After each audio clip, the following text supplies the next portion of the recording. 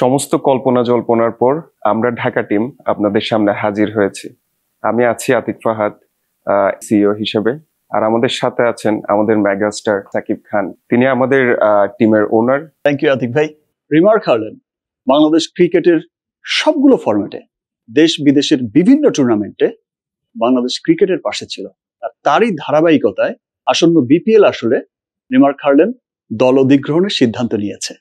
আমরা সব সময় আপনাদেরকে সাথে নিয়ে এগিয়ে যাওয়ার চেষ্টা করি। আপনাদের সকলের মতামতই আমাদের কাছে সবচেয়ে বেশি প্রাধান্য পায়। তাই এবারের বিপিএল আসরে আমাদের টিমের নাম সাজেস্ট করতে ক্রিকেট প্রেমীরা যে আগ্রহ দেখিয়েছে, যে রেসপন্স করেছে, তাতে আমরা সবাই খুবই আনন্দিত, খুবই উচ্ছ্বসিত।